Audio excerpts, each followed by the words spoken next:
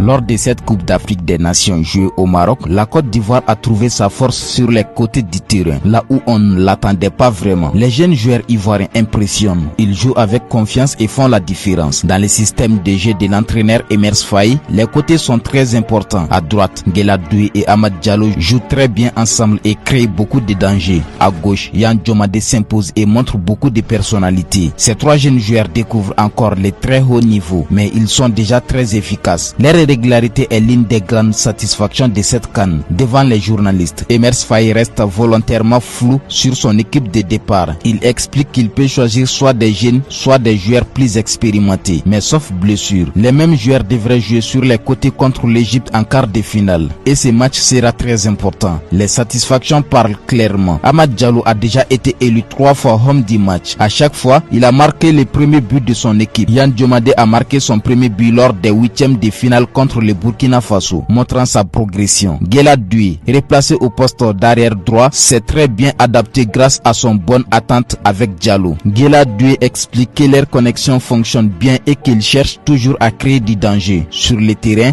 cela se voit. Quand Diallo dribble et attire les défenseurs, Doué arrive derrière lui très vite pour déborder ou libérer de l'espace au centre. Cette bonne organisation a notamment permis de marquer le deuxième but contre le Mozambique. Le prochain grand défi s'appelle l'Égypte. C'est une équipe très expérimentée, solide et difficile à battre. Même quand elle semble en difficulté, elle trouve toujours un moyen de s'en bien. En tant que joueur, il a été éliminé 2 fois par l'Égypte en 2006 et 2008. Selon lui, le style de jeu égyptien n'a pas changé. L'équipe attend les erreurs de l'adversaire et frappe au bon moment. C'est un adversaire très dangereux pour la Côte d'Ivoire. Ce quart de finale est plus qu'un simple match. C'est un vrai test pour ce groupe. Un match qui peut montrer le vrai niveau de cette équipe et peut-être marquer le début d'une nouvelle génération ivoirienne.